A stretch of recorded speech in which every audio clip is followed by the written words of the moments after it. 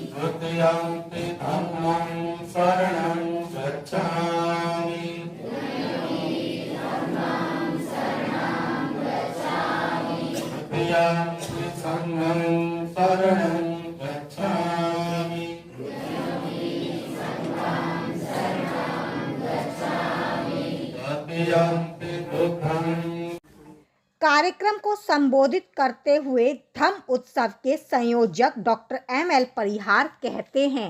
मैं रूपेश चाबोले साहब को और स्कूल के प्रबंधन सारी टीम को धन्यवाद देना चाहता हूँ। इसके अलावा देश भर से राजस्थान के कोने कोने से जो लोग यहाँ पधारे हैं इस धम्म उत्सव में शरीक होने के लिए और इस कॉन्सेप्ट को समझने और इसको अपने अपने गांव और कस्बे में करने के लिए पधारे हैं, उनका भी मैं बहुत आभारी हूँ।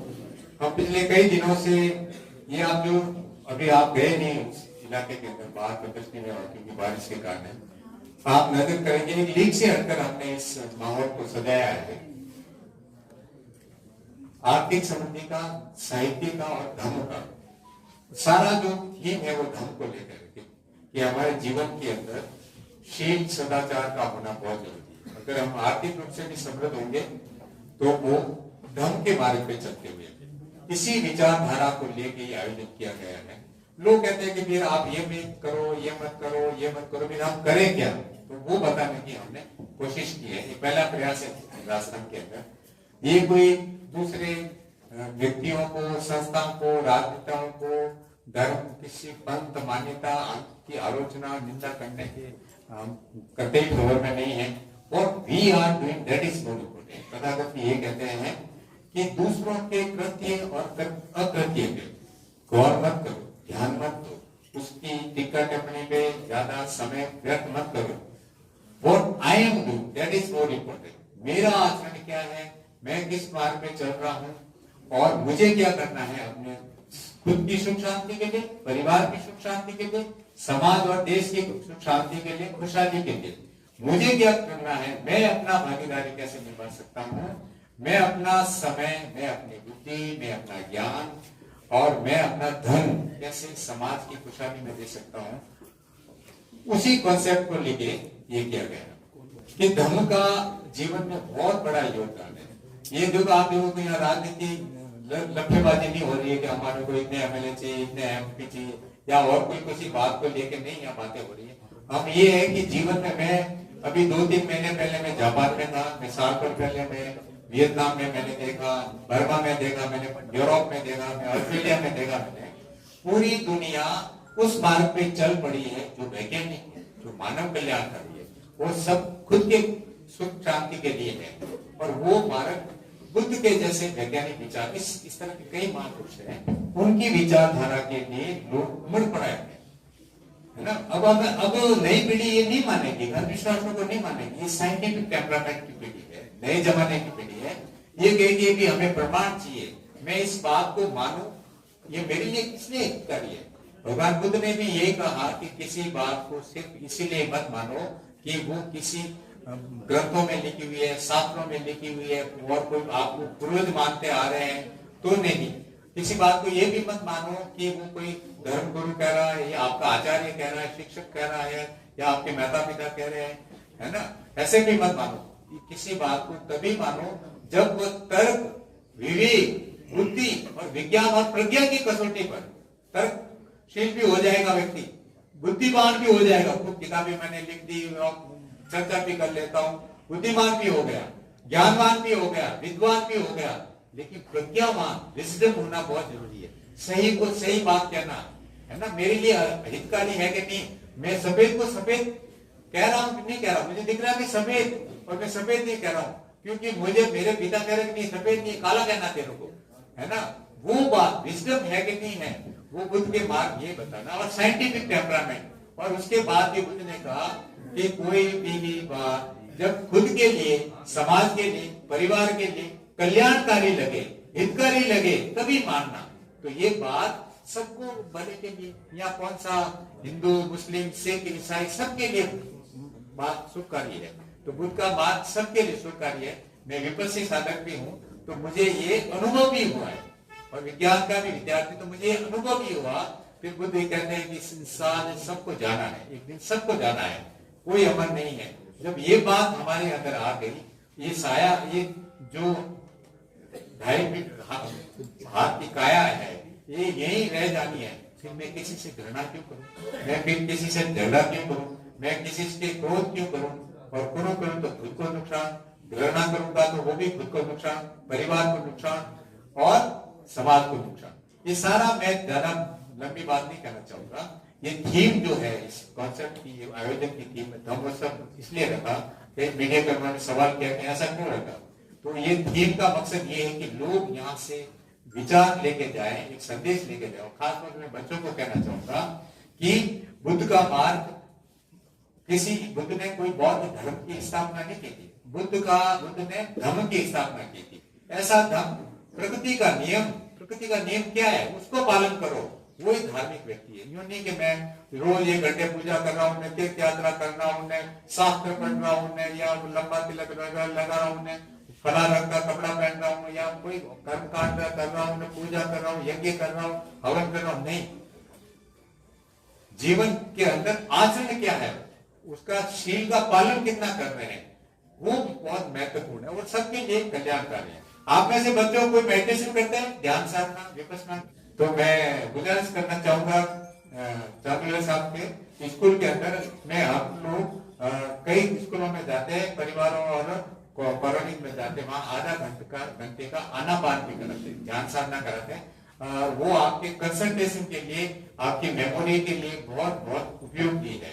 आप देखोगे विपश्यना के जितने भी सेंटर है शहर के अंदर बाहर, वहां पे बच्चों के स्पेशल कोर्सेज लगते हैं और उनके टीचर खासतौर से ले जाते हैं, उनके माता पिता भेजते हैं, क्योंकि आजकल के बच्चों के अंदर वो इतनी सहनशीलता नहीं। पहले तो माँ बाप एक थप्पड़ भी मार देते हैं, डांट भी देते थे, तो भी कुछ नहीं, फेल भी हो गया तो बेटा कोई चिंता नहीं करे, अब अगले साल और पढ़ेंगे, और नहीं पढ़े तो क्या है और कई काम करेंगे। लेकिन आजकल तो बच्चे कोई सिलेक्शन नहीं हुआ, मेडिकल में सिलेक्शन नहीं हुआ, IIT में सिलेक्शन नहीं हुआ, खत्म फटाफट तनाव में आते। माँ बाप ने कुछ कह दिया, फौरन के मेरे डिप्रेशन में चला गया, एंजाइटी हो रही, वो बातें, वो सब का सोल्यूशन भगवान बुद्ध के मार्ग में है और इस तरह से कई और महापुरुषों के मार्ग के अंदर है। तो खास तौर से ये जो मार्ग है, ये जो विचारधारा है, वो हमारे, मैं शुरुआत बच्चों से करना चाहूंगा। अगर इस जीवन के अंदर आपको विपश्यना जैसी ज्ञान साधना मिल जाए, बुद्ध के जैसा मानवतावादी कल्याणकारी मार्ग मिल जाए, तो फिर जीवन के अंदर कितने मुश्किल हालात के अंदर आता है, वो अपने उसको पार करता है, परिवार के अंदर भी पार करता है। और इस मार्ग पे चलने वाला अगर क्रोध नहीं करेगा तो परिवार के अंदर खुशहाली है। इस मार्ग पे चलता है व्यक्ति नशा पता नहीं करेगा तो परिवार में खुशहाली है। व्यक्ति खुश होगा, परिवार खुश होगा, परिवार खुश होगा, समाज खुश होगा, समाज खुश होगा, देश खुश होगा।